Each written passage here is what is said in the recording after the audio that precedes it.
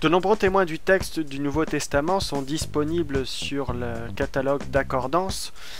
Ici, j'ai mis en parallèle le texte du Nestlé Aland 28 avec celui de Tischendorf, le texte reçu, et celui de Westcott and Hort.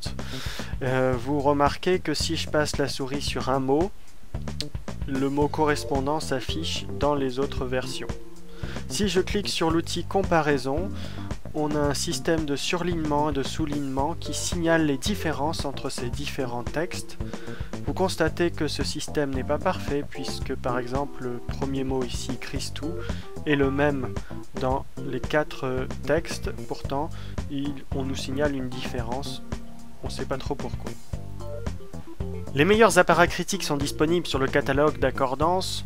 On m'a fourni pour ma part la dernière édition du Nestlé Aland, le NA28. Vous avez ici donc le texte avec les signes critiques. Lorsque vous passez la souris sur ces petits signes qui indiquent une variante, vous avez le texte de cette variante qui s'affiche dans la fenêtre du bas. Si je clique sur ce sigle d'une variante, j'ai l'apparat critique qui va s'afficher ici dans une autre colonne en parallèle.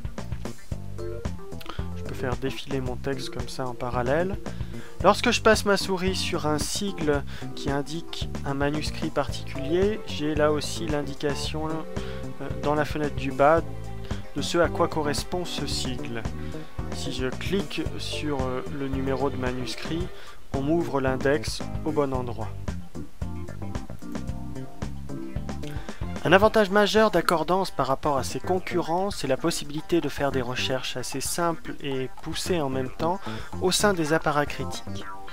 Ici, moi j'ai l'apparat critique du Nestlé Aland 28. Il m'est possible de faire des recherches par référence, titre, contenu anglais, contenu grec, mais surtout ce qui peut être intéressant, c'est par numéro de manuscrit ou type de manuscrit. Prenons un exemple ici. Je souhaite vérifier toutes les fois où le Codex Sinaiticus atteste une même leçon que le Codex Vaticanus. Vous savez qu'en général, on dit que ce sont 2 témoins d'un même type. Alors pour cela, je vais tout d'abord repérer le sigle du Codex Sinaiticus qui est le Aleph dans l'apparat critique du Nestlé Aland. Je vais faire une copie de ce sigle et je vais faire une recherche de proximité, donc within, on va dire allez 3 mots maximum entre ce sigle et le sigle du Codex Vaticanus qui est le B. Je lance ma recherche, j'obtiens 6344 résultats. Également dans l'introduction, les résultats sont trouvés. Et si je veux vérifier, vous voyez que à chaque fois c'est la même leçon qui est attestée par les 2 témoins. Je peux voir ça sous forme de graphique. Je vais le mettre en plein écran. Vous voyez qu'ici j'ai le nombre de résultats pour 50 versets, donc c'est un graphique de fréquence des résultats. Je vais le conserver en cliquant sur Keep. Et je vais maintenant m'intéresser à une autre recherche, c'est-à-dire la recherche inverse. Je voudrais savoir toutes les fois où le Codex Sinaiticus atteste une leçon différente du Codex Vaticanus. Pour cela, je vais faire copier ce type de recherche dans une deuxième case.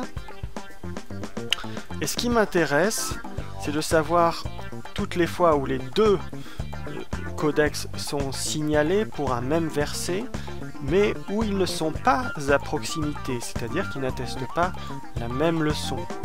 Et pour cela, donc, je vais faire une recherche de ce type. Les 2 codex dans le même verset, and, mais cette négation, not within 3 words, pas à une proximité de 3 mots. Je lance ma recherche. Là aussi, on me donne les résultats dans l'introduction, mais si je vais plus loin, vous verrez que là, par exemple, voilà, j'ai une leçon qui est attestée par le Sinaiticus, alors que le Vaticanus suit le texte, ou atteste plutôt le texte retenu par le Nestlé Aland. Pareillement ici. également ici. Là aussi, je peux visualiser cela sous forme de graphique. Et comme j'ai conservé mes résultats de l'autre recherche, vous voyez que ici en bleu, j'ai ma deuxième recherche et en rouge, ma première recherche. Et je peux savoir là où, vous voyez par exemple dans cette partie de l'évangile de Matthieu, on a beaucoup de différences entre les deux codex.